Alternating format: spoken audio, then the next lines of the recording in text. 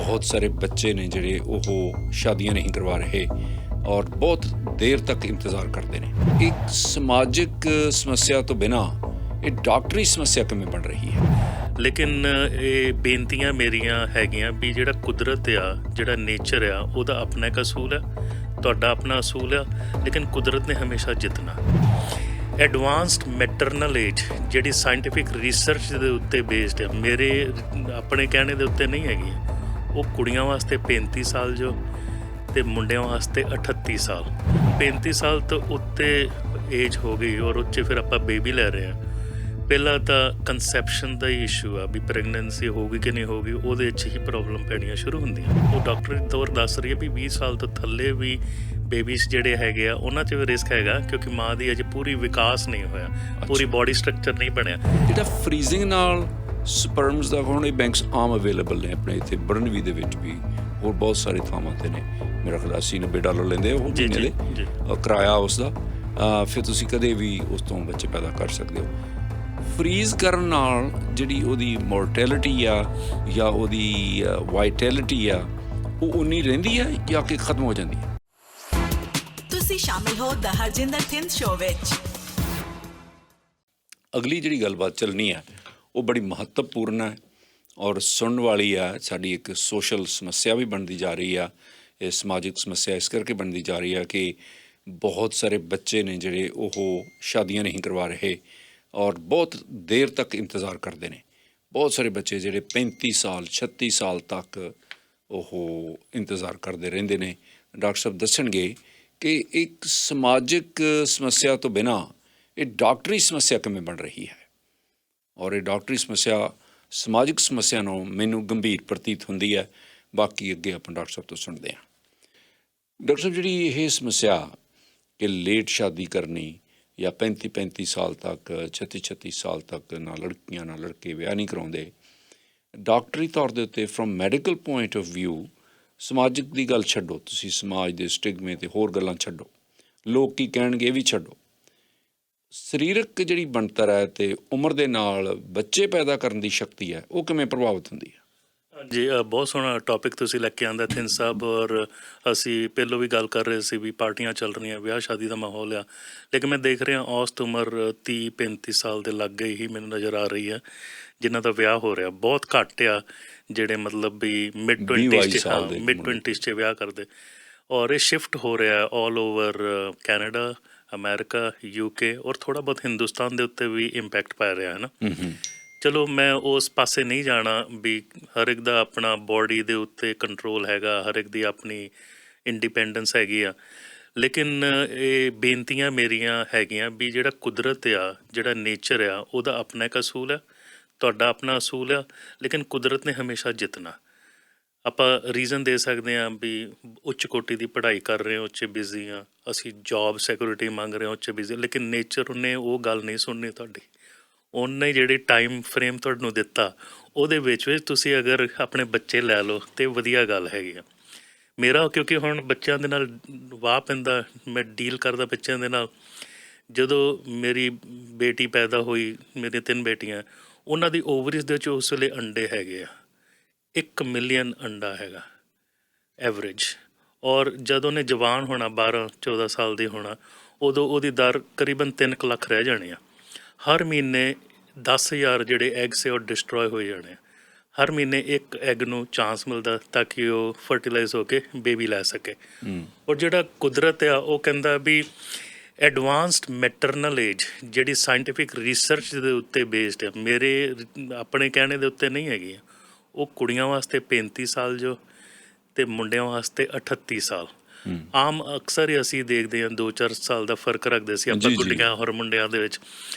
ਹੁਣ ਜਦੋਂ 35 ਸਾਲ ਤੋਂ ਉੱਤੇ ਏਜ ਹੋ ਗਈ ਔਰ ਉਹ 'ਚ ਫਿਰ ਆਪਾਂ ਬੇਬੀ ਲੈ ਰਹੇ ਹਾਂ, ਪਹਿਲਾਂ ਤਾਂ ਕੰਸੈਪਸ਼ਨ ਦਾ ਹੀ ਇਸ਼ੂ ਆ ਵੀ ਪ੍ਰੈਗਨੈਂਸੀ ਹੋਊਗੀ ਕਿ ਨਹੀਂ ਹੋਊਗੀ, ਉਹਦੇ 'ਚ ਹੀ ਪ੍ਰੋਬਲਮ ਪੈਣੀਆਂ ਸ਼ੁਰੂ ਹੁੰਦੀਆਂ।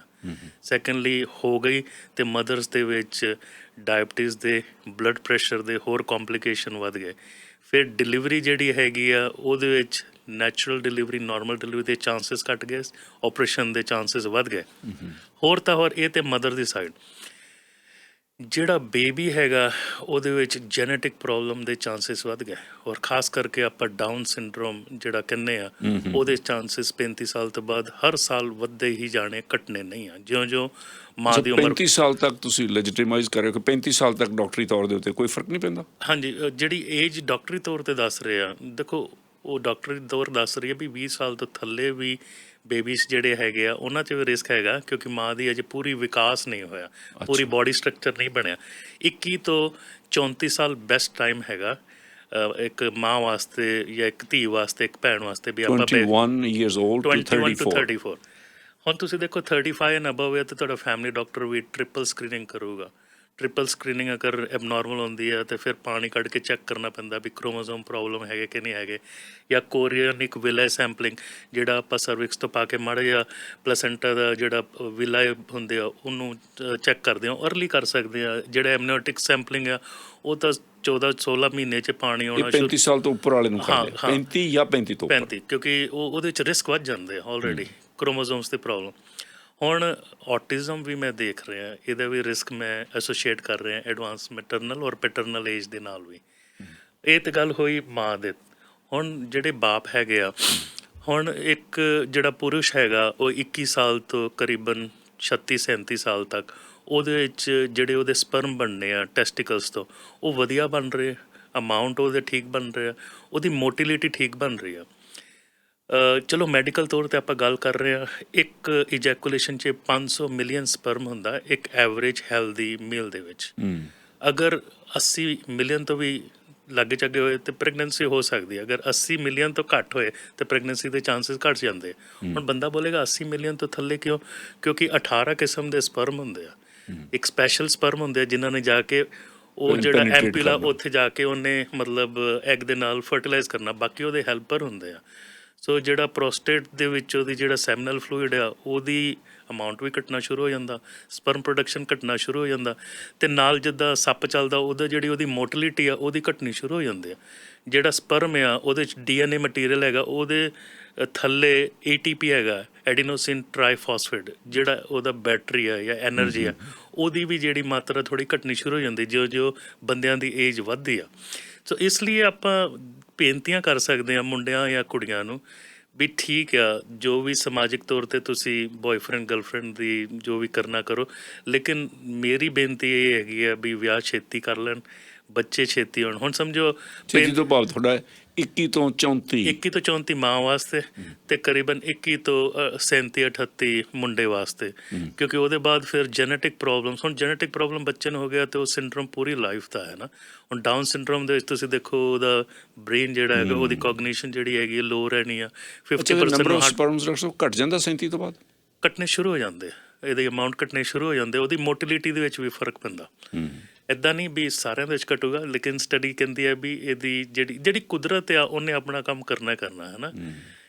ਜਿਹੜੀ ਹਾਰਮੋਨ ਲੈਵਲ ਆ ਉਹਨੇ ਸਲੋਲੀ ਡਾਊਨ ਹੋਣਾ।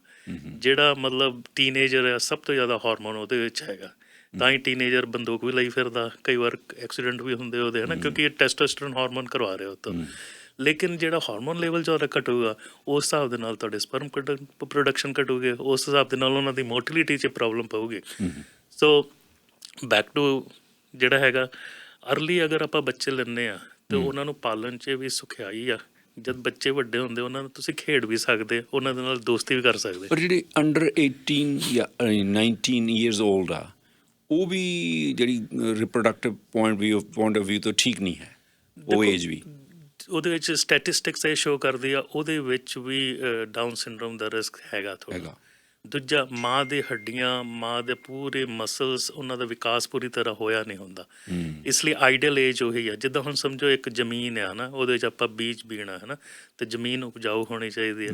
ਉਹਦੇ ਵਿੱਚ ਆਪਾਂ ਉਹਨੂੰ ਪਹਿਲੋਂ ਵਾਹੀ ਹੋਣੀ ਚਾਹੀਦੀ ਆ, ਅਤੇ ਫਿਰ ਬੀਜ ਪਾਈਏ, ਫਿਰ ਉਹਨੂੰ ਪਾਣੀ ਹੋਵੇ। ਸੇਮ ਥਿੰਗ ਰਿਪਰੋਡਕਟਿਵ ਟੈਕਨੋਲੋਜੀ ਬਿਲਕੁਲ ਉਹਦੇ ਨਾਲ ਹੀ ਮੇਲ ਖਾਂਦੀ ਆ।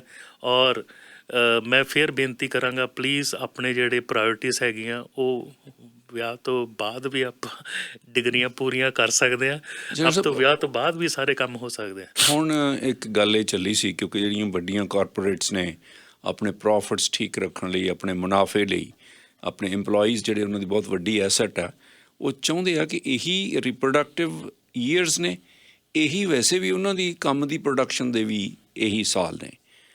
ਔਰ ਕਿਸੇ ਕੰਪਨੀ ਨੇ ਜਾਂ ਕੁਝ ਕੰਪਨੀਆਂ ਨੇ ਇਹ ਕਿਹਾ ਸੀ ਕਿ ਅਸੀਂ ਤੁਹਾਡੀ ਸਪਰਮ ਬੈਂਕ ਦੇ ਜਾਂ ਐਗ ਜਮ੍ਹਾਂ ਕਰਾਉਣ ਦੇ ਬੈਂਕ ਦੇ ਖਰਚਾ ਦੇਵਾਂਗੇ, ਤੁਸੀਂ ਹੁਣ ਬੱਚੇ ਪੈਦਾ ਨਾ ਕਰੋ ਕਿਉਂਕਿ ਉਹਦੇ ਨਾਲ ਟਾਈਮ ਬਹੁਤ ਲੂਜ਼ ਹੋ ਜਾਣਾ। ਅਸੀਂ ਚਾਹੁੰਦੇ ਹਾਂ ਕਿ ਹੁਣ ਸਾਡੀ ਕੰਪਨੀ ਲਈ ਤੁਸੀਂ ਕੰਮ ਕਰੋ, ਪ੍ਰੋਡਕਟਿਵ ਹੋਵੋ, ਅਤੇ ਬਾਅਦ ਦੇ ਵਿੱਚ ਫਰੋਜ਼ਨ ਜਿਹੜੇ ਐਮਬਰੀਓਜ਼ ਨੇ ਜਾਂ ਫਰੋਜ਼ਨ ਐਗਸ ਅਤੇ ਸਪਰਮਸ ਨੇ ਉਹਨਾਂ ਨਾਲ ਜੋ ਤੁਸੀਂ 40-45 ਸਾਲ ਦੇ ਹੋ ਗਏ, ਫਿਰ ਇਹੀ ਤੁਹਾਡੇ 20-21 ਸਾਲ ਦੀ ਜਾਂ 22 ਸਾਲ ਦੀ ਉਮਰ ਵਾਲੇ ਐਗ ਅਤੇ ਸਪਰਮਸ ਉਦੋਂ ਬੱਚਾ ਪੈਦਾ ਕਰ ਸਕੋਗੇ ਔਰ ਉਹ ਹੈਲਥੀ ਹੋਏਗਾ। ਜਿਹੜਾ ਫਰੀਜ਼ਿੰਗ ਨਾਲ ਸਪਰਮਸ ਦਾ, ਹੁਣ ਇਹ ਬੈਂਕਸ ਆਮ ਅਵੇਲੇਬਲ ਨੇ ਆਪਣੇ ਇੱਥੇ ਬਰਨਵੀ ਦੇ ਵਿੱਚ ਵੀ, ਹੋਰ ਬਹੁਤ ਸਾਰੇ ਥਾਵਾਂ 'ਤੇ ਨੇ। ਮੇਰਾ ਖਿਆਲ $80-90 ਲੈਂਦੇ ਉਹ ਮਹੀਨੇ ਦੇ ਕਿਰਾਇਆ ਉਸ ਦਾ। ਫਿਰ ਤੁਸੀਂ ਕਦੇ ਵੀ ਉਸ ਤੋਂ ਬੱਚੇ ਪੈਦਾ ਕਰ ਸਕਦੇ ਹੋ। ਫਰੀਜ਼ ਕਰਨ ਨਾਲ ਜਿਹੜੀ ਉਹਦੀ ਮੋਰਟੈਲਿਟੀ ਆ ਜਾਂ ਉਹਦੀ ਵਾਈਟੈਲਿਟੀ ਆ ਉਹ ਉਨੀ ਰਹਿੰਦੀ ਆ ਜਾਂ ਕਿ ਖਤਮ ਹੋ ਜਾਂਦੀ ਆ? ਇਹਦੇ ਉੱਤੇ ਰਿਸਰਚ ਪੇਪਰਸ ਆ ਰਹੇ ਆ ਵੀ ਇਹਨੂੰ ਆਪਾਂ IVF 'ਤੇ ਚਲੇ ਗਏ, ਇਨਵਰਟਰੋ ਫਰਟੀਲਾਈਜੇਸ਼ਨ, ਜਿਹਨੂੰ ਆਪਾਂ ਟੈਸਟ ਟਿਊਬ ਬੇਬੀ ਕਹਿੰਦੇ ਹਾਂ ਨਾ। ਸੋ ਉਹਦੇ ਵਿੱਚ ਵੀ ਅਸੀਂ ਦੇਖਦੇ ਹਾਂ ਵੀ ਜੈਨੇਟਿਕ ਰਿਸਕ ਔਰ ਕੰਪਲੀਕੇਸ਼ਨ ਜਿਹੜੇ ਹੈਗੇ ਵੱਧਦੇ ਆ। IVF ਉਹ ਬਣਿਆ ਸੀ ਵੀ ਜਿਹੜੇ ਪੈਰੈਂਟਸ ਜਿਹੜੇ ਹੈਗੇ ਜਿਹਨਾਂ ਬੱਚਾ ਕਰਨ 'ਚ ਔਖਿਆਈ ਆ ਰਹੀ ਸੀ, ਹੈ ਨਾ, ਚਾਹੁੰਦੇ ਸੀ ਵੀ ਬੱਚਾ ਹੋਵੇ ਰਾਈਟ ਟਾਈਮ 'ਚ, ਬਟ ਉਹਨਾਂ ਨੂੰ ਕੋਈ ਨਾ ਕੋਈ ਵਜ੍ਹਾ ਕਰਕੇ ਗਰਭ ਨਹੀਂ ਧਾਰਨ ਹੋ ਰਿਹਾ। ਸੋ ਬਾਹਰ ਲੈਬ 'ਚ ਟੈਸਟ ਟਿਊਬ 'ਚ ਬੇਬੀ ਲੈ ਕੇ ਫਿਰ ਮਾਤਾ ਦੇ ਗਰਭ ਦੇ ਵਿੱਚ ਜਾਂ ਸਰੋਗੇਟ ਮਦਰ ਦੇ ਵਿੱਚ ਪਾਇਆ। ਜਦੋਂ ਸ਼ਾਹਰੁਖ ਖਾਨ ਆ ਨਾ, ਉਹਦਾ ਜਿਹੜਾ ਤੀਜਾ ਮੁੰਡਾ ਅਬਰਾਹਮ ਆ, ਉਹਨਾਂ ਸਰੋਗੇਸੀ ਦੇ ਨਾਲ ਕੀਤਾ, ਹੈ ਨਾ। ਹੁਣ ਪ੍ਰਿਯੰਕਾ ਚੋਪੜਾ ਉਹਨੇ ਵੀ ਸਰੋਗੇਟ ਦੇ ਨਾਲ ਹੀ ਆਪਣਾ ਬੇਬੀ ਲਿੱਤਾ। ਠੀਕ ਆ, ਹੁਣ ਇਹ ਜਿਹੜੇ ਹੈਗੇ ਆ ਇਹ ਆਈਸੋਲੇਟਿਡ ਇਵੈਂਟਸ ਹੈਗੇ ਆ, ਇਹਨਾਂ ਦੇ ਉੱਤੇ ਆਪਾਂ ਫੋਕਸ, ਬਹੁਤ ਬਿਜ਼ੀ ਨੇ ਫਿਲਮਾਂ ਦੇ ਵਿੱਚ, ਹੋਰ ਉਹਨਾਂ ਦੇ ਉੱਤੇ ਆਪਾਂ ਫੋਕਸ ਨਹੀਂ ਕਰਨਾ। ਆਪਾਂ ਕੁਦਰਤ ਦੇ ਉੱਤੇ ਰਹਿਣਾ। ਜਿਹੜੀ ਚੀਜ਼ ਨੇਚਰ ਕਰੂਗਾ ਉਹ ਡਾਕਟਰ ਨਾਲੋਂ ਵਧੀਆ ਕਰੂਗਾ। ਡਾਕਟਰ, ਕਿਉਂਕਿ ਨੇਚਰ ਜਿਹੜਾ ਹੈਗਾ 13 ਬਿਲੀਅਨ ਸਾਲ ਤੋਂ ਤਾਂ ਸੂਰਜ ਹੈਗਾ, 4.9 ਬਿਲੀਅਨ ਸਾਲ ਤੋਂ ਧਰਤੀ ਹੈਗੀ ਹੈ ਨਾ। ਜਿਹੜੀ ਮੈਡੀਕਲ ਸਾਇੰਸ ਹੈ ਪਿਛਲੇ 100 ਸਾਲ ਤੋਂ ਵਿਕਸਿਤ ਹੋ ਰਹੀ ਹੈ, ਰਿਪਰੋਡਕਟਿਵ ਸਾਇੰਸ ਤਾਂ 50 ਸਾਲ ਤੋਂ ਵਿਕਸਿਤ ਹੋ ਰਹੀ ਹੈ। ਸੋ ਜਿਹੜਾ ਕੁਦਰਤ ਕਰੂਗਾ ਉਹ ਹਮੇਸ਼ਾ ਵਧੀਆ ਹੋਊਗਾ, ਸਹੀ ਹੋਏਗਾ। ਲੇਕਿਨ ਟਾਈਮ ਸਿਰ ਆਪਾਂ ਕਰ ਲਈਏ, ਨੈਚੁਰਲ ਦੇ ਨਾਲ ਜਿਹੜਾ ਹੈਗਾ ਨਾ ਉਹਦੀ ਬੌਂਡਿੰਗ ਅਲੱਗ ਆ, ਉਹਦਾ ਪ੍ਰੋਸੈਸ ਅਲੱਗ ਆ, ਉਹਦਾ ਮਜ਼ਾ ਅਲੱਗ ਆ, ਉਹਦਾ ਸਰੂਰ ਅਲੱਗ ਆ। ਜਿਹੜਾ ਬਾਹਰੋਂ ਲੈਬ ਤੋਂ ਲੈ ਕੇ ਕਰਨਾ ਨਾ, ਉਹਦੇ ਵਿੱਚ ਵੀ ਆਪਾਂ ਦੇਖਦੇ ਕਈ ਵਾਰ ਮਦਰਸ ਦੀ ਇੰਨੀ ਬੌਂਡਿੰਗ ਨਹੀਂ ਹੁੰਦੀ। ਔਰ ਸਰੋਗੇਸੀ ਦੇ ਵਿੱਚ ਤਾਂ ਹੋਰ ਪੰਗੇ ਪੈਂਦੇ ਆ, ਹੈ ਨਾ। ਕਈ ਮੂਵੀਆਂ ਬਣੀਆਂ ਹੈ ਨਾ, ਸਰੋਗੇਸੀ ਮਦਰ ਜਿਹੜੀ ਹੈਗੀ ਉਹ ਕਹਿੰਦੀ ਫਿਰ ਮੇਰੇ ਬੇਬੀ ਮੈਨੂੰ ਚਾਹੀਦਾ, ਮੇਰੀ ਬੌਂਡਿੰਗ ਹੋ ਗਈ। ਸੋ ਆਪਾਂ ਏਜ ਜਿਹੜੀ ਹੈਗੀ ਆ ਉਹਦੇ ਨਾਲ ਖਿਲਵਾੜ ਨਾ ਕਰੀਏ, ਕਿਉਂਕਿ ਜਿਹੜੇ ਸਾਡੇ ਕੋਲ ਐਗਸ ਮਹਾਰਾਜ ਨੇ ਦਿੱਤੇ ਹੋਏ ਆ, ਨੇਚਰ ਨੇ ਦਿੱਤੇ ਹੋਏ ਆ, ਉਹਨਾਂ ਦਾ ਆਫਟਰ 35 ਪਤਨ ਜ਼ਿਆਦਾ ਆ। ਉਹਨਾਂ ਦੇ ਵਿੱਚ ਕ੍ਰੋਮੋਜ਼ੋਮ ਐਬਨੋਰਮਲਿਟੀ ਜ਼ਿਆਦਾ ਹੋਣ ਦੀ ਸੰਭਾਵਨਾ, ਔਰ ਮੁੰਡਿਆਂ 'ਚ 38 and above. So Idol time ਹੈਗਾ ਮਿਡ 20s ਦੇ ਵਿੱਚ ਬੱਚੇ ਲੈਣ ਦਾ।